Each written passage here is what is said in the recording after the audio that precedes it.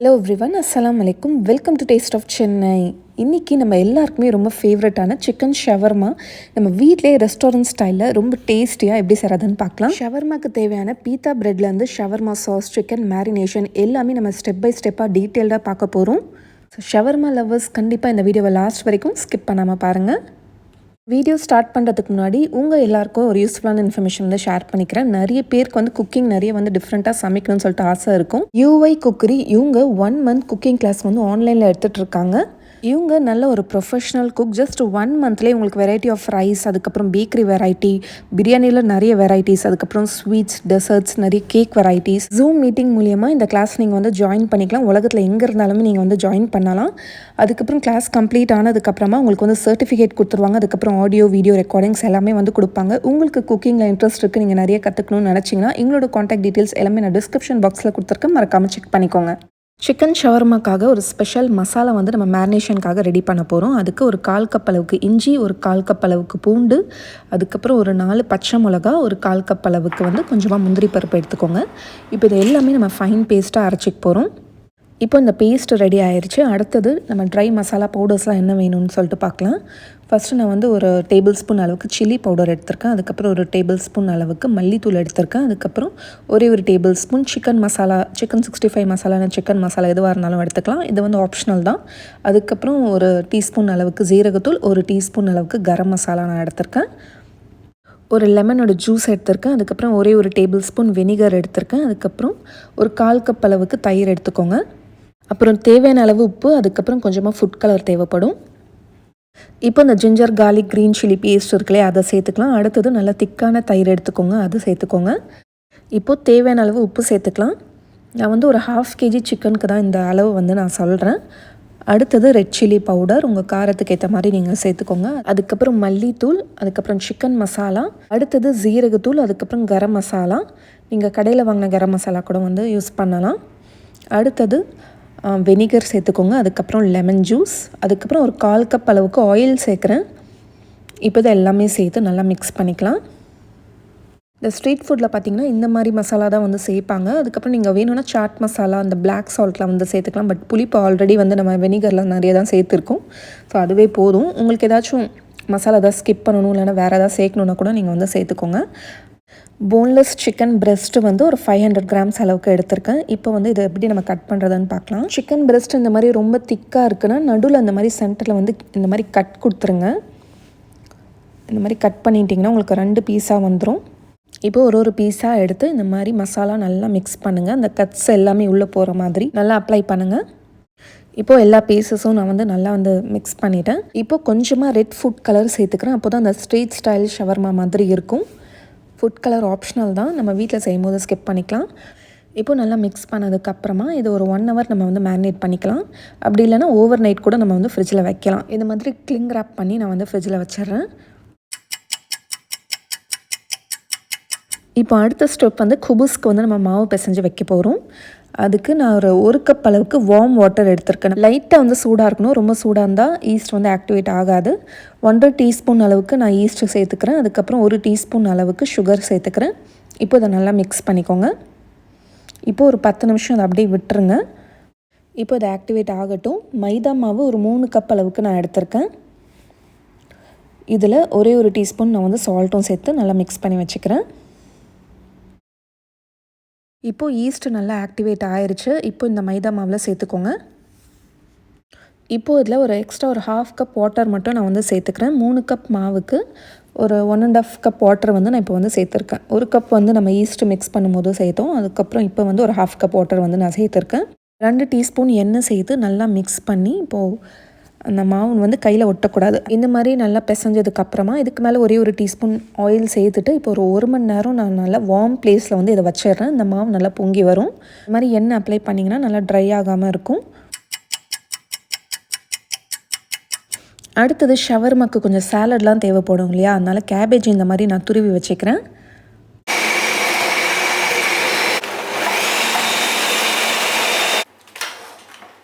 So உங்களுக்கு என்ன vegetables வந்து சேர்க்கணுமோ சாலட்காக அதை வந்து நீங்கள் சேர்த்துக்கலாம். நான் வந்து கேபேஜ் எடுத்திருக்கேன். அதுக்கப்புறம் ஆனியன் இந்த மாதிரி ஸ்லைஸ் பண்ணி எடுத்திருக்கேன். அதுக்கப்புறம் வந்து லெட்யூஸ் எடுத்திருக்கேன். அடுத்தது வந்து இந்த குக்கும்பர் வந்து நல்லா துருவி எடுத்திருக்கேன். பெருசாக போட்டால் அந்தளவுக்கு டேஸ்ட் இருக்காது. எல்லாமே இந்த மாதிரி நல்லா துருவி சின்னதாக போட்டிங்கன்னா சாப்பிட்றதுக்கும் நம்மளுக்கு வந்து ஈஸியாக இருக்கும். குழந்தைங்களும் பார்த்திங்கன்னா விரும்பி சாப்பிடுவாங்க. வேறு நீங்கள் கேரட்டு, அதுக்கப்புறம் பீட்ரூட் இதெல்லாம் வந்து நீங்கள் ஸ்லைஸ் பண்ணி சேர்க்கலாம். அதுக்கப்புறம் கேப்சிகம் கூட நீங்கள் வந்து சேர்த்துக்கலாம். அடுத்தது ரொம்ப ஈஸியான ஷவர்மா சாஸ் நம்ம ரெடி பண்ண போகிறோம். வீட்டில் எப்படி செய்கிறதுன்னு பார்க்கலாம். அதுக்கு ஒரு 1/2 கப் அளவுக்கு மைனீஸ் எடுத்திருக்கேன். மைனீஸ் உங்கள்கிட்ட இல்லைன்னா நீங்கள் ரெசிபி நம்மளோட சேனல் ஆல்ரெடி இருக்குது, அந்த லிங்க் வந்து நான் கொடுக்குறேன், செக் பண்ணிக்கோங்க. நிறைய பேருக்கு வீட்டில் மைனீஸ் செய்யும்போது அந்த கன்சிஸ்டன்சி பார்த்திங்கன்னா பர்ஃபெக்டாக வந்து வராது. அது கொஞ்சம் ப்ராக்டிஸ் வேணும். உங்களுக்கு அதை செய்கிறதுக்கு கஷ்டமாக இருக்குது நீங்கள் ஃபீல் பண்ணிங்கன்னா இந்த மாதிரி ரெடிமேட் மைனீஸே வாங்கிக்கோங்க. 1 டீஸ்பூன் அளவுக்கு சுகர் எடுத்திருக்கேன். வெள்ளை எள்ளு 2 டேபிள் ஸ்பூன் அளவுக்கு எடுத்திருக்கேன். பூண்டு ஜஸ்ட்டு ஒரு 3 பல் எடுத்திருக்கேன். ரொம்ப அதிகமாக எடுத்திங்கன்னா இந்த ஷவர்மா சாஸ் வந்து ரொம்ப காரமாக தெரியும் நம்மளுக்கு. வெனிகர் ஒரே 1 டீஸ்பூன் எடுத்திருக்கேன். அதுக்கப்புறம் ஒரு 1/2 டீஸ்பூன் அளவுக்கு பெப்பர் பவுடர், அப்புறம் ஒரு 1/2 லெமன் ஜூஸ் எடுத்திருக்கேன். அதுக்கப்புறம் ஒரு 1/4 கப் அளவுக்கு தயிர் எடுத்திருக்கேன். அடுத்தது ஒரு 1/2 டீஸ்பூன் அளவுக்கு சால்ட் நம்மளுக்கு தேவைப்படும்.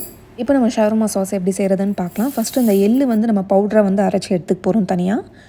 இப்போ பிளெண்டரில் நம்ம எடுத்து வச்சுருக்க ஃபஸ்ட்டு அந்த 1/2 கப் மைனீஸ் சேர்த்துக்கலாம். அடுத்தது இந்த 1/4 கப் அளவுக்கு தயிர் சேர்த்துக்கோங்க. அடுத்தது எடுத்து வச்சுருக்க பூண்டு, வெனிகர் சேர்த்துக்கோங்க. அதுக்கப்புறம் லெமன் ஜூஸ், அப்புறம் 1 டீஸ்பூன் அளவுக்கு சுகர், அதுக்கப்புறம் ஒரு 1/2 டீஸ்பூன் அளவுக்கு சால்ட் சேர்த்துக்கிறேன். அப்புறம் பெப்பர் பவுடர், அதுக்கப்புறம் நம்ம அரைச்ச அந்த எள்ளு பவுடர் இருக்கு இல்லையா, அதுவும் சேர்த்துக்கோங்க. இப்போ இதை எல்லாமே சேர்த்து நல்லா நம்ம பிளெண்ட் பண்ணிக்க போகிறோம்.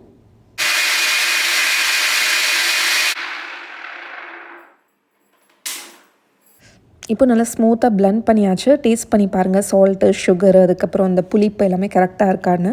ஷவர்மா ஒயிட் சாஸ் நம்ம ரெடி பண்ணிட்டோம். இப்போ வந்து கொஞ்சம் ஸ்பைசி சாஸும் நம்ம வந்து ரெடி பண்ணிக்கலாம். அதுக்கு ஒரு கொஞ்சமாக வந்து ஒரு 1/4 கப் அளவுக்கு மட்டும் நான் வந்து எடுத்திருக்கேன். எடுத்துகிட்டு இப்போது இதில் கொஞ்சமாக நான் சில்லி சாஸ் வந்து மிக்ஸ் பண்ணி வச்சுக்கிறேன்.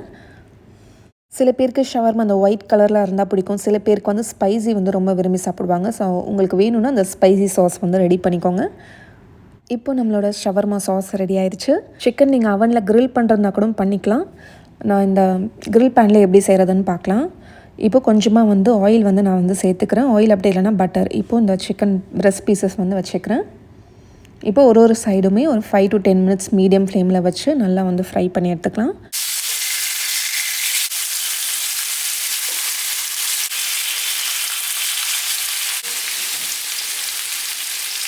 இப்போ ஒரு 10 மினிட்ஸ் இது நல்லா ஃப்ரை ஆனதுக்கப்புறமா ஒரு சைட் திருப்பி போட்டுக்கிறேன். இப்போவே பார்க்க செம யம்மியாக இருக்குல்ல. இது ஃப்ரை பண்ணும்போதே நம்மளுக்கு நல்லா அந்த ஷவர்மா ஸ்மெல் வந்து வந்துகிட்டே இருக்கும். இப்போ 2 சைடுமே இந்த மாதிரி நல்லா க்ரில் ஆயிடுச்சான்னு பாருங்கள். நல்லா அந்த மாதிரி ஃபுல்லாக வந்து ஃப்ரை ஆகிருக்கணும். சிக்கன் நல்லா குக் ஆகிருக்கணும். சிக்கன் நல்லா கொஞ்சம் நல்லா க்ரில்டாக கொஞ்சம் கிறிஸ்பியாக இருந்தால் தான் டேஸ்ட் இருக்கும். இப்போ இது கம்ப்ளீட்டாக குக் ஆனதுக்கப்புறமா நான் கேஸ் ஆஃப் பண்ணிடுறேன். இப்போது சிக்கன் வந்து கொஞ்சம் ஆறட்டும். நம்ம சின்ன சின்ன பீசஸாக வந்து கட் பண்ணிக்கலாம். கொஞ்சம் லைட்டாக ஆறுனதுக்கப்புறமா இப்போ நான் வந்து நல்லா ஷார்ப் நைஃப் எடுத்து கொஞ்சம் நல்லா வந்து கட் பண்ணிக்கிறேன். எவ்வளோ சின்ன பீசஸாக வந்து கட் பண்ண முடியுதோ அந்தளவுக்கு நல்லா கட் பண்ணுங்கள். நம்மளுக்கு இந்த ஷவர்மாவில் பார்த்திங்கன்னா ரொம்ப பெருசாக இருந்தால் நம்மளுக்கு சாப்பிட்றதுக்கும் அந்தளவுக்கு நல்லா இருக்காது. இந்த மாதிரி நல்லா குட்டி குட்டியாக கட் பண்ணிக்கோங்க. இப்போ இதை எடுத்து நம்ம தனியாக எடுத்து வச்சிடலாம். இப்போ 1 ஹவருக்கு அப்புறமா மாவு பார்த்திங்கன்னா நல்லா பொங்கி வந்துருச்சு. இப்போ இதை மீடியம் சைஸ் பால்ஸாக நம்ம வந்து எடுத்துக்கலாம். இப்போ நான் இதை டிவைட் பண்ணிக்கிறேன். இந்த குவான்டிட்டியில் பார்த்திங்கன்னா ஒரு 10 குபூஸ் கிட்ட நம்மளுக்கு வந்து கிடைக்கும். இப்போ ஒரு பால்ஸும் எடுத்து நல்லா ஸ்மூத்தாக இந்த மாதிரி ரோல் பண்ணி வச்சுக்கோங்க. இப்போ ஒரே ஒரு பால் எடுத்து இந்த மாதிரி கொஞ்சமாக வந்து மைதா மாவு தூவிட்டு இப்போ நல்லா ரோல் பண்ணிக்கலாம். குபூஸ் ரொம்ப தின்னாகவும் இல்லாமல் ரொம்பவும் திக்காகவும் இல்லாமல் ஓரளவுக்கு கொஞ்சம் வந்து லைட்டாக வந்து திக்காக இருந்தால் நல்லாயிருக்கும். ஷவர்மாக்குன்னு செய்யும் போது கொஞ்சம் பெருசாக இருந்தால் தான் நல்லாயிருக்கும் இல்லையா, அந்த ஸ்டஃபிங்லாம் வச்சு நம்ம ஃபோல்ட் பண்ணுறதுக்கு. அதனால் கொஞ்சம் வந்து பெருசாக மீடியம் சைஸில் நான் வந்து ரோல் பண்ணிக்கிறேன். இப்போது எல்லாமே ரோல் பண்ணதுக்கப்புறமா பாதி வந்து நான் வந்து அவனில் பேக் பண்ண போகிறேன். பாதி வந்து நம்ம ஸ்டவ் டாப்லேயே வந்து இதை வந்து குக் பண்ண போகிறோம். இப்போ ஸ்டவ் டாப்பில் எப்படி பண்ணுறதுன்னு சொல்லிட்டு பார்க்கலாம். இப்போது தவா வந்து சூடு பண்ணிவிட்டு இப்போ கொஞ்சமாக வந்து ஆயில் வந்து அப்ளை பண்ணிக்கிறேன். இப்போ நம்ம இந்த குபூஸ் போட்டுடலாம். மீடியம் ஃப்ளேமில் வச்சுக்கோங்க, ரொம்ப ஹை ஃப்ளேம்லேயும் இருக்கக்கூடாது. டக்குன்னு ஏன்னா குபூஸ் ரொம்ப குக் ஆனாலும் பார்த்திங்கன்னா ஹார்ட் ஆயிரும். ஒரு 30 செகண்ட்ஸ் குக் ஆனதுக்கப்புறமா இந்த மாதிரி மேலே வந்து பபிள்ஸ் மாதிரி வரும். இப்போ இதை திருப்பி போட்டுடலாம். இந்த சைடும் ஒரு 30 செகண்ட்ஸ் குக் ஆனதுக்கப்புறமா திருப்பி போட்டுருங்க. இந்த மாதிரி நல்லா உங்களுக்கு குபூஸ் வந்து பஃபியாக வரும். நல்லா புசு புசுன்ட்டு இருக்கும், உங்களுக்கு சாஃப்டாகவும் இருக்கும். லைட்டாக இந்த மாதிரி ப்ரௌன் ஸ்பாட்ஸ் வந்ததும் எடுத்துடலாம். இதுக்கு மேலே குக் பண்ணிங்கன்னா ஹார்ட் ஆயிரும். அவ்வளோதான். இப்போ நல்லா சாஃப்ட் அண்ட் ஃப்ளஃபியான ஹோம்மேட் குபூஸ் பீட்டா பிரெட் ரெடி ஆயிடுச்சு. இதை நம்ம வீட்லேயே ரொம்ப ஈஸியாக செஞ்சிடலாம். நீங்கள் வெளியிலாம் வாங்கவே தேவையில்ல. குபூஸ்க்கு நடுவில் நீங்கள் ஓப்பன் பண்ணிங்கன்னா ஒரு லேயர் மாதிரி வந்து ஓப்பன் ஆகும். அந்த மாதிரி இருந்தாலே குபூஸ் வந்து நல்லா குக் ஆகிருக்கு அப்படின்னு அர்த்தம். அதுக்கு நடுவில் கூட நம்ம ஸ்டஃபிங் வைக்கலாம், அப்படி இல்லை நம்ம மேலே கூட வச்சுக்கலாம். அவனில் வைக்கிறது ஜஸ்ட் ஒரு 2 to 3 மினிட்ஸில் வந்து உங்களுக்கு ரெடி ஆயிரும். கொஞ்ச நேரம் அதிகமாக விட்டாலும் வந்து ஹார்ட் ஆயிரும். ஸோ டக்குன்னு வந்து எடுத்துருங்க. ஹோம்மேட் குபூஸ் ரொம்ப சாஃப்டாக இருக்கும். கண்டிப்பாக வந்து ட்ரை பண்ணி பாருங்கள். குபூஸ் நீங்கள் செய்ய இந்த மாதிரி கிளாத்தால் வந்து மூடி வச்சுருங்க. அப்போ தான் உங்களுக்கு நல்லா சாஃப்டாகவே இருக்கும். 2 நாள் நம்ம ஃப்ரிட்ஜில் கூட வந்து ஸ்டோர் பண்ணிக்கலாம். வேறு ஏதாச்சும் சாண்ட்விச் செய்கிறதுக்கும் நம்ம வந்து இது வந்து யூஸ் பண்ணலாம். எனக்கு ஒரு 10 குபூஸ்க்கு மேலே வந்து கிடச்சிது.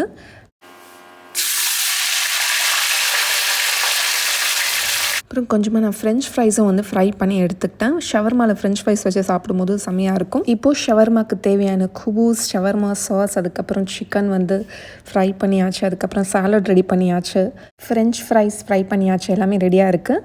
இப்போ நம்ம எப்படி அசம்பிள் பண்ணுறதுன்னு பார்க்கலாம். குபூஸ் எடுத்து ஃபஸ்ட்டு நான் இந்த ஒயிட் ஷவர்மா சாஸ் வந்து ஃபுல்லாக வந்து ஸ்ப்ரெட் பண்ணிக்கிறேன். இதுக்கு மேலே கொஞ்சமாக அந்த ஸ்பைசி சாஸும் நான் வந்து கொஞ்சமாக வந்து போட்டுக்கிறேன். இப்போ உங்களுக்கு பிடிச்ச சாலட் இதில் வச்சுக்கோங்க. நான் வந்து கேபேஜ், அதுக்கப்புறம் லெட்யூஸ், இதுக்கு மேலே வந்து கொஞ்சமாக ஃப்ரெஞ்ச் ஃப்ரைஸ் வச்சுக்கிறேன். அதுக்கப்புறம் ஆனியன், குக்கும்பர், கேப்சிகம், டொமேட்டோ உங்களுக்கு எது வேணாலும் வச்சுக்கலாம். அதுக்கு மேலே நான் சிக்கனும் வந்து எவ்வளோ வேணுமோ அந்த அளவுக்கு வந்து ஃபில்லிங் வச்சுக்கிறேன். பார்க்கவே இப்போவே செம்ம மவுத் வாட்டரிங்காக இருக்குல்ல. சில பேருக்கு சாஸ் நிறைய ஊற்றினா ரொம்பவே பிடிக்கும். ஃபைனலாக இதுக்கு மேலே கொஞ்சமாக இந்த ஒயிட் சாஸ் வந்து ஊற்றிக்கிறேன். ஸ்பைசி வேணும்னா அந்த ஸ்பைசி சாஸ் ஊற்றிக்கோங்க. இப்போது இதை நம்ம எப்படி ஃபோல்ட் பண்ணுறதுன்னு பார்க்கலாம்.